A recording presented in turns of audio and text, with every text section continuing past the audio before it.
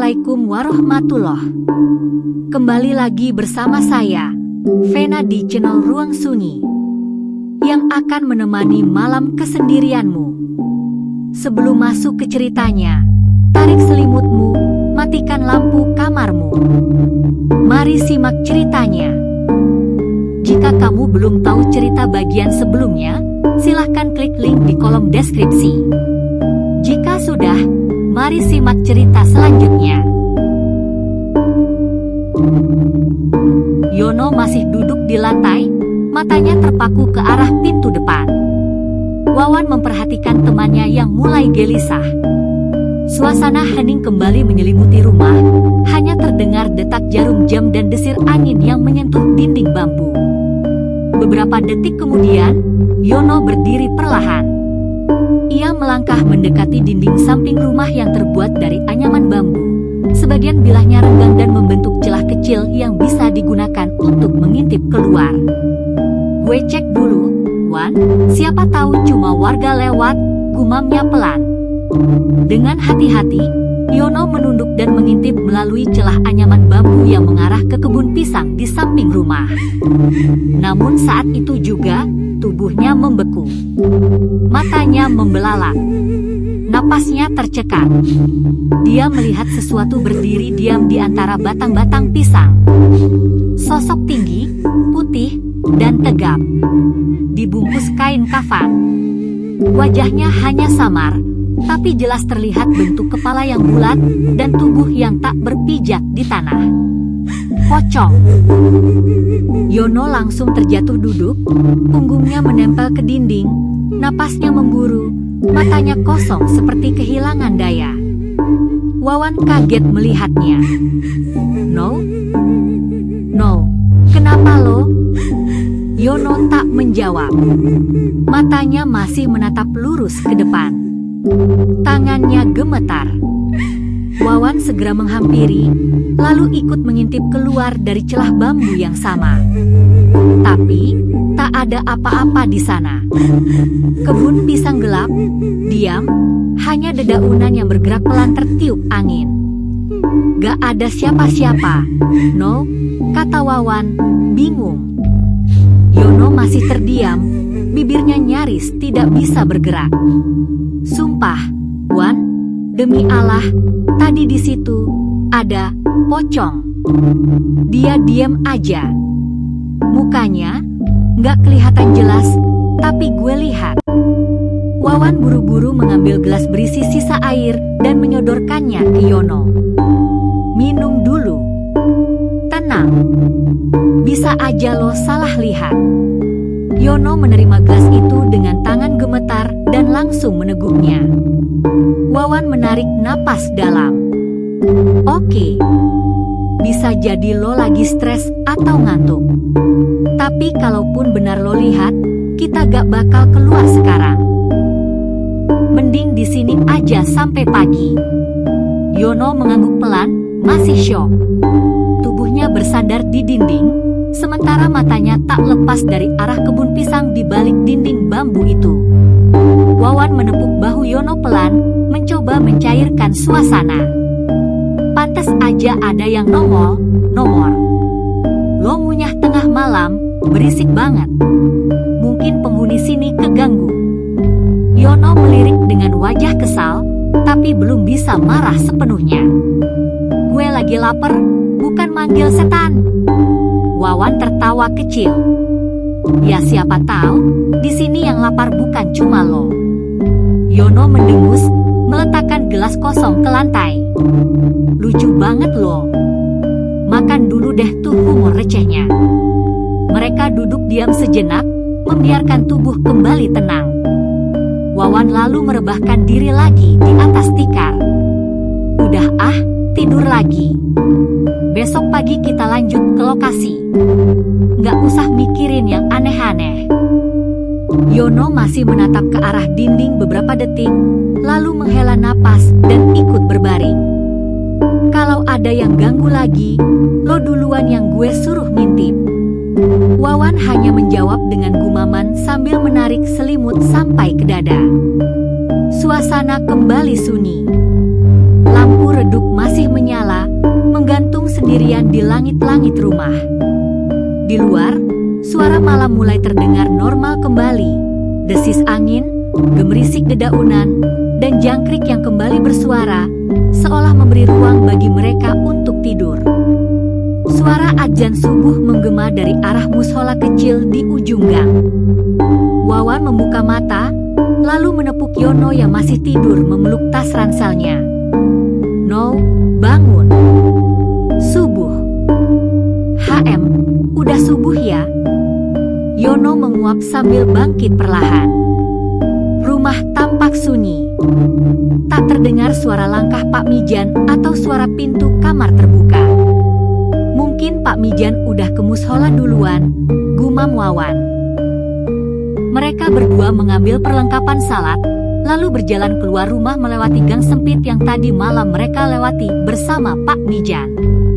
Udara pagi terasa sejuk dengan kabut tipis menggantung di antara pohon pisang dan semak-semak. Sampai di mushola, mereka berwudu di pancuran kecil di samping bangunan dan langsung bergabung dalam salat berjamaah yang dipimpin oleh imam kampung. Selesai salat, beberapa warga berkumpul di serambi mushola, berbincang ringan sambil menunggu matahari naik. Wawan dan Yono ikut duduk di bangku panjang depan mushola, menghangatkan diri dengan nafas putih yang keluar dari mulut mereka karena dingin. Tak lama, seorang bapak berpeci menghampiri mereka berdua. "Maaf, mas-mas ini orang baru ya? Saya belum pernah lihat sebelumnya," tanya si bapak ramah. Wawan menjawab sambil tersenyum, "Iya, Pak.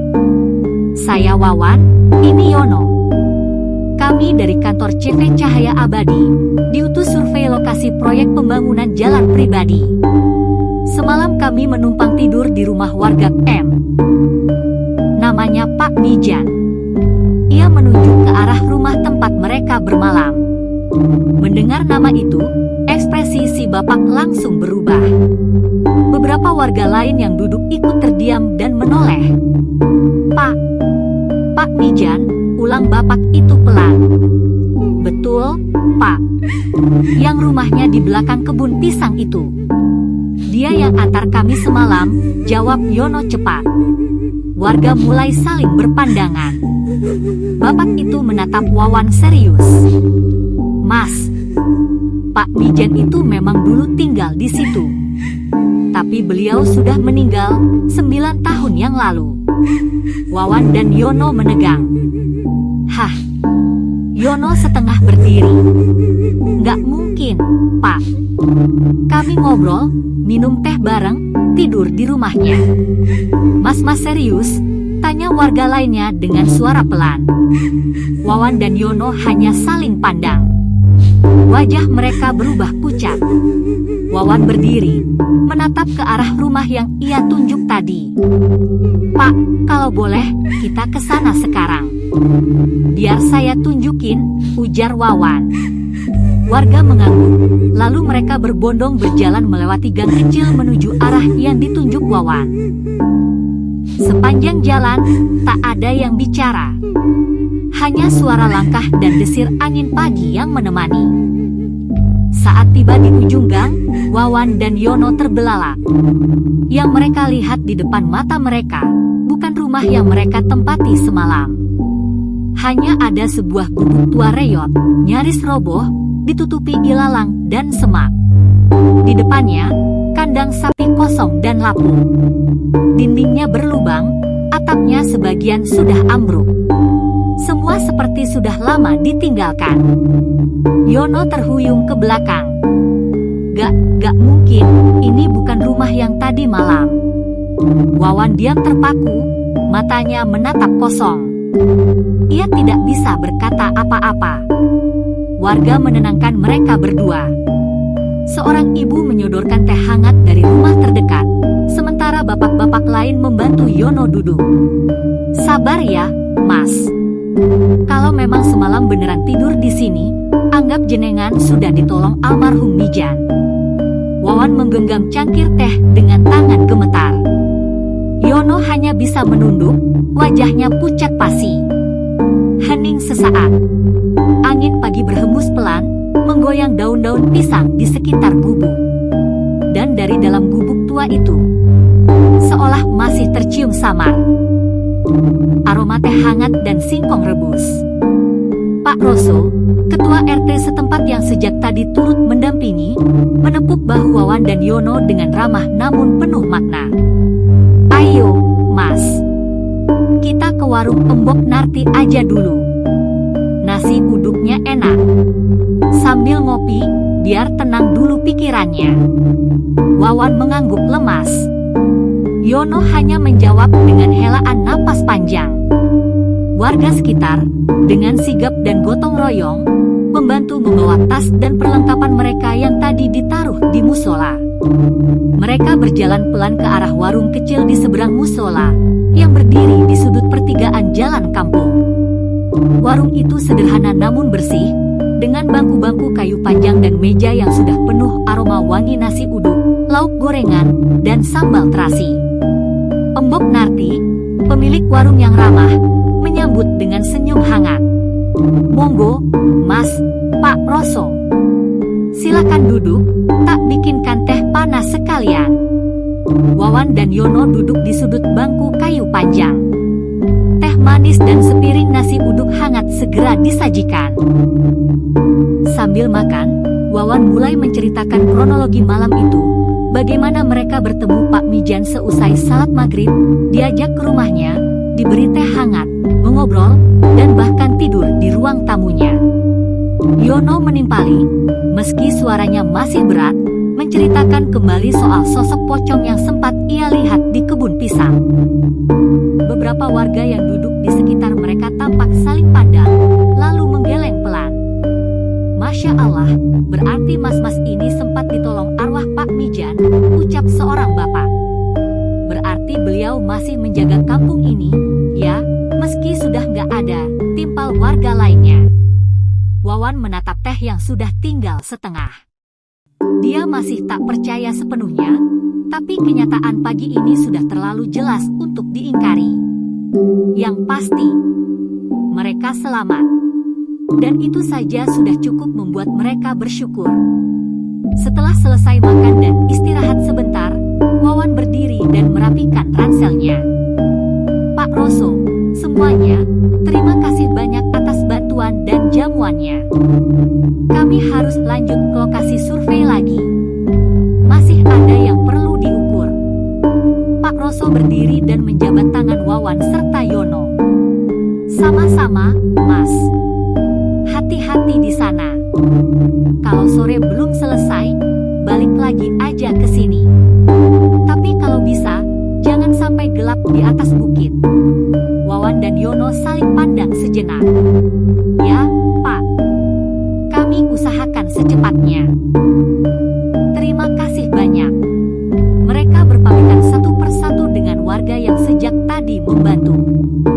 Suasana pagi kampung mulai ramai. Sinar matahari menyinari jalan tanah dengan lembut. Mobil jeep mereka masih terparkir di dekat musola, sedikit berdebu, tapi siap mengantar kembali ke atas bukit, menuju lokasi proyek, dan mungkin ke misteri lainnya yang masih menunggu di sana. Mobil jeep itu kembali menyala.